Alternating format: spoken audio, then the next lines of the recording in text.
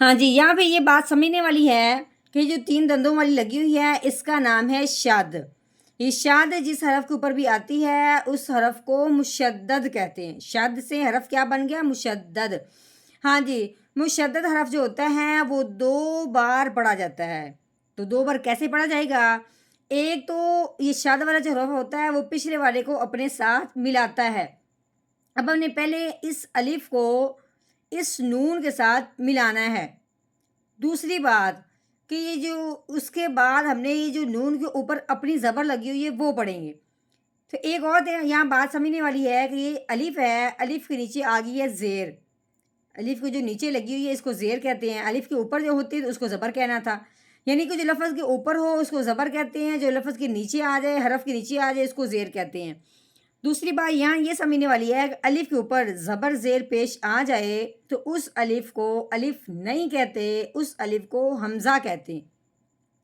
اب یہ الف نہیں رہا، اس الف کو ہم نے حمزہ کہنا ہے۔ اب حمزہ کو اب ہم نے نون کے ساتھ ملانا ہے۔ پہلے ہم نے حمزہ کو نون کے ساتھ ملاتے ہوئے حمزہ نون زیر ان یوں پڑھنا ہے، اس کے بعد نون زبر نا ان، ٹھیک ہے۔ پہلے ہم نے حمزہ کو نون کے ساتھ ملاتے ہوئے نون پڑھا، پھر اس کے بعد نون کی اپنی زبر پڑھی، پھر نون پڑھا ہے۔ گویا کہ نون جو مشدد ہے وہ کتنی دفعہ پڑھا گیا؟ 2 بار پڑھا گیا۔ نحمده ونصلي على رسوله الكريم اما بعد فاعوذ بالله من الشیطان الرجیم بسم اللہ الرحمن الرحیم۔ السلام علیکم ورحمۃ اللہ وبرکاتہ۔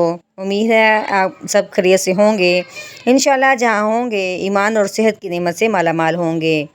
ہاں جی، تو آغاز کرتے ہیں ہم اپنے آج کے سبق کا دعاؤں کے ساتھ۔ تو چلیے شروع کرتے ہیں۔ اللہم صلی علی سیدنا و مولانا محمد وعلی آل سیدنا و مولانا محمد وبارک وسلم۔ رب اشرح لی صدری ویسر لی امری واحلل عقدۃ من لسانی یفقہوا قولی۔ رب زدنا علما، رب زدنا علما، رب زدنا علما۔ اعوذ باللہ من الشیطان الرجیم، بسم اللہ الرحمن الرحیم۔ ہاں جی، یہ الف ہے، الف کے نیچے جو لگی ہوئی ہے اس کو زیر کہتے ہیں۔ الف کے اوپر زبر آ جائے، الف کے نیچے زیر آ جائے، اس الف کو حمزہ کہتے ہیں، الف نہیں کہتے۔ ہاں جی، اس الف کے نیچے زیر آنے کی وجہ سے اس الف کو ہم نے الف نہیں پڑھنا بلکہ اس الف کو ہم نے حمزہ پڑھنا ہے اس زیر کی وجہ سے۔ آگے دیکھو، آگے یہ نون ہے، نون کے اوپر جو 3 دندوں والی لگی ہوئی ہے اس کو شد کہتے ہیں۔ یہ شد جس حرف کے اوپر بھی آتی ہے اس کو مشدد کہتے ہیں۔ اب یہ شد نون کے اوپر آئی ہے تو اس کا نام ہو گیا نون مشدد، ٹھیک ہے۔ ہاں جی، مشدد حرف جو ہوتا ہے وہ پچھلے والے کو اپنے ساتھ ملاتا ہے۔ اب ہم نے کیا کرنا ہے؟ حمزہ کو اس نون کے ساتھ ملانا ہے اس شد کی وجہ سے۔ دوسری بات، یہ شد جس حرف کے اوپر آئے اس کو تو مشدد کہتے ہیں، لیکن جب یہ شد نون کے اوپر آتی ہے تب وہ مشدد کے ساتھ ساتھ اس کے اوپر غنہ بھی کرتے ہیں، کیونکہ یہ قاعدہ ہے نون اور میم پہ جب یہ شد آ جائے نون اور میم پہ ہمیشہ غنہ کرتے ہیں۔ اب غنہ کہتے کس کو ہیں؟ غنے کا مطلب ہے کہ ناک میں سے آواز نکالنا۔ اب یہاں پہ نون ہے تو ہم یہاں پہ نون کی بات کریں گے۔ نون کا غنہ کرتے ہوئے ہم اپنی زبان کو جو موٹے مسوڑے ہیں اس پہ ٹکاتے ہوئے ناک میں سے آواز نکالیں گے۔ کیسے؟ حمزہ نون زیر ان، ٹھیک ہے، ان، یہ ہمارا غنہ ہے۔ نون کے اوپر کیا لگی ہوئی ہے؟ زبر۔ اب ہم نے اس کے نون کی اپنی زبر بھی پڑھنی ہے۔ نون زبرنا ان، ہاں جی، یہ الف ہے، الف کے نیچے زیر آئی ہے تو الف بھی پھر حمزہ بن گیا، ٹھیک ہے۔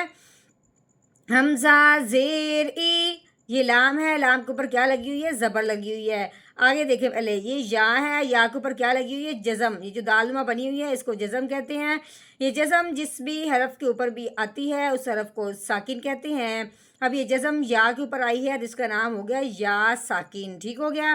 یا ساکن ہو اور اس سے پہلے حرف پہ زبر ہو. کیا ہے؟ یا ساکن ہو اس سے پہلے حرف پہ زبر ہو تو اس کو لین کہتے ہیں. لین کا مطلب ہے لفظ کو نرمی سے پڑھنا ہے، کھینچ کے بالکل نہیں پڑھنا. تو پڑھنا کیسے ہے؟ لام شا زبر لئی ایلئی. ٹھیک ہے، یہ نون ہے، نون کے اوپر کیا لگی ہوئی ہے؟ زبر. آگے دیکھیں، آگے یہ الف ہے. الف ہو اور اس سے پہلے حرف پہ زبر ہو. ٹھیک ہے، الف ہو اس سے پہلے حرف پہ زبر ہو تو اس حرف کو ہم نے ایک الف کے برابر لمبا کرنا ہوتا ہے. اب اس الف سے پہلے زبر ہے، اس کو ہم نے کرنا ہے ایک الف کے برابر لمبا، لیکن اس کے بعد آ گئی اس کے اوپر مد بھی. مد آنے کی وجہ سے اب ہم نے اس کو 3 الف کے برابر لمبا کرنا ہے. اگلی بات دیکھیں، یہ الف ہے، الف کے نیچے زیر آنے کی وجہ سے یہ بھی کیا بن گیا؟ حمزہ. اگر مد کے فوراً بعد حمزہ آ جائے، چاہے اسی کے ساتھ یا اگلے کلمہ میں، لیکن ان دونوں کے درمیان کوئی تیسرا حرف نہ آئے تو پھر کیا کرتے ہیں؟ اس کا مد کا نام ہو جاتا ہے مد متصل.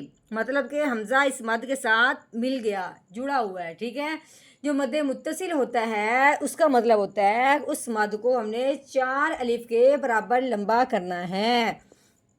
تو کیسے لمبا کریں گے؟ نون الف مد زبر نا ایلینا. ٹھیک ہو گیا. آگے یہ الف ہے، الف کے نیچے کیا لگی ہوئی ہے؟ زیر. تو الف بن گیا حمزہ. ٹھیک ہے، حمزہ زیر ای. یہ یا ہے، یا کے اوپر کیا لگی ہوئی ہے؟ زبر لگی ہوئی ہے. آگے دیکھیں پھر الف ہے، الف سے پہلے حرف پہ زبر آ جائے تو اسے ایک الف کے برابر لمبا کرتے ہیں. تو کیسے پڑھیں گے؟ یا الف زبر یا ایا. یہ با ہے، با کے اوپر لگی ہوئی ہے زبر. با زبر با ایا با. یہ ہا ہے، گول آنکھوں والی، 2 آنکھوں والی موٹی ہا ہے. اس کا مطلب ہے حلق کے نیچے والے حصے سے نکالنی ہے آواز موٹی کر کے. ٹھیک ہے، ہاں پیش ہو اس طرح کر کے. ٹھیک ہے، لیکن ہم نے اس کو پڑھنے سے پہلے آگے دیکھنا ہے. آگے کیا ہے؟ میم ہے، میم کے اوپر کیا لگی ہوئی ہے؟ جزم. میم کے اوپر جزم آ گئی تو اس کا نام ہو گیا میم ساکن. ہاں جی، میم ساکن کے بعد اگر با ہو تو میم ساکن پہ غنہ کرتے ہیں، لیکن یہاں میم ساکن کے بعد با نہیں ہے بلکہ سا ہے، اس لیے میم ساکن پہ غنہ نہیں کریں گے. تو کیسے پڑھیں گے؟ حامیم پیش ہم ایابہم. ہاں جی، آگے آ گیا وقف. تو وقف کی صورت میں آخر والے حرف کو ساکن کرتے ہیں اس طرح، لیکن اگر تو وہ ساکن پہلے کا ہی ہو تو اس کا کیا کرتے ہیں؟ اس کو ویسے کے ویسے رہنے دیتے ہیں، اس میں کچھ تبدیلی نہیں آئے گی، صرف ہمارے لہجے میں تھوڑا سا فرق آئے گا. کیسے؟ آگے وقف ایابہم، یعنی کہ محسوس یہ ہوگا کہ یہاں پہ بات مکمل ہو گئی ہے. ایابہم اس طرح کر کے. اب ہم نے کیا کرنا ہے؟ مکمل آیت کا ہم نے کر لیا توڑ، اب ہم نے کرنا ہے اس کا مکمل آیت کا جوڑ. کیسے؟ اعوذ باللہ من الشیطان الرجیم. سورۃ الغاشیہ مکیہ. بسم اللہ الرحمن الرحیم. ان الینا ایابہم. ان الینا ایابہم.